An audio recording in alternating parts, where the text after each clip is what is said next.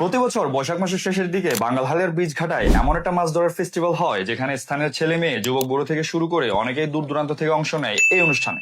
বছরের এই সময় ব্রিজের নিচের রাবার ড্যামটি খুলে দেওয়া হয় আর এতে পানি কমে গিয়ে শুরু হয় মাছ ধরার ধুম। আর আমরাও কাপ্তাইয়ের ফেরিঘাট পার হয়ে সবুজ ধানক্ষেত পেরিয়ে গিয়েছিলাম এই ফেস্টিভ্যালটি দেখতে, যেখানে অলরেডি শত শত মানুষ অংশ নিয়েছে মাছ ধরতে।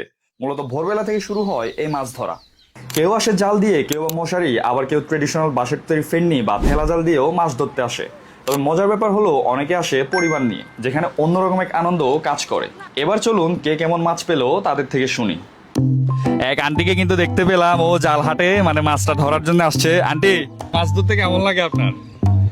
মাছ ধরতে ওটা বেশ সবার তো ভালো লাগে। এটা অবশ্যই ঠিক, মাছ ধরা এমন একটা জিনিস, এটা ধরতে খুবই ভালো লাগে। আমারও মানে পার্সোনালি খুবই ভালো লাগে। মাছ টাছ কেমন বুঝছি মানে হ্যাঁ, মাছ প্রচুর মাছ পাই। প্রচুর মাছ পাই না? মাছ পাই, নালিটিয়া মাছ, হারফু মাছ। এগুলা হলো আন্টিরা ধরলো মাছগুলো। এখানে অনেক ছোট বড় পুঁটি মাছ, টাকি মাছ, অনেক কিছু দেখতে পাচ্ছি মাছ। যদি আমি মাছ তেমন একটা চিনি না, তো মাছগুলো এখনো ছোট, মানে আর একটু বড় হতো। তা আন্টি, মাছ ধরে কেমন লাগলো? খুব ভালো লাগছে। আমরা রাত্রে বলতে পারি না, রবার ড্রাম ছাড়ি দিছে, সকালে এসে দেখি রবার ড্রাম ছাড়ি দিছে, তখন এসে এগুলা নিছি। আচ্ছা আচ্ছা। তো যাই হোক, দেশি মাছ কিন্তু খেতে খুবই মজার।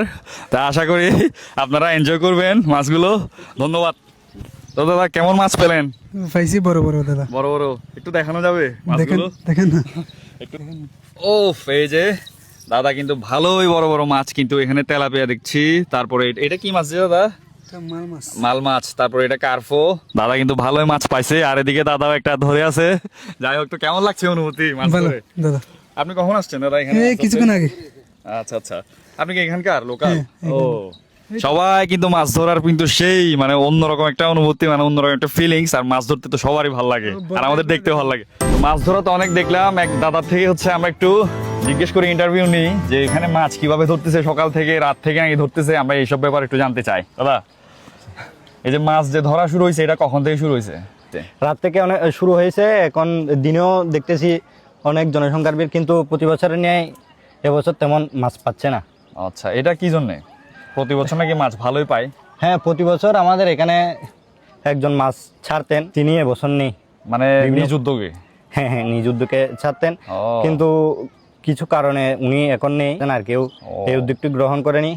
জাল দূর দূরান্ত থেকে তো মানুষজন আসছে হ্যাঁ হ্যাঁ, just জাল মাছটা ধরার জন্য। জাল মারা আসলে এটা একটা শখের বিষয়। শখের বিষয়, হ্যাঁ। এটা তো অবশ্যই। হ্যাঁ, এটা আসলে একটা শখের বিষয়। মানে আমি মাছ পাবো, মাছ ধরবো, এই আশা নিয়ে কেউ আসে না। মোটামুটি জাল মারার জন্য শখের কারণে আমরা আসছি। আচ্ছা আচ্ছা আচ্ছা। জি। তো যাই হোক, আপনি কেমন মাছ পেলেন? হ্যাঁ, মোটামুটি পেয়েছি, যা পেয়েছি আলহামদুলিল্লাহ। আচ্ছা আচ্ছা, তো খুবই ভালো।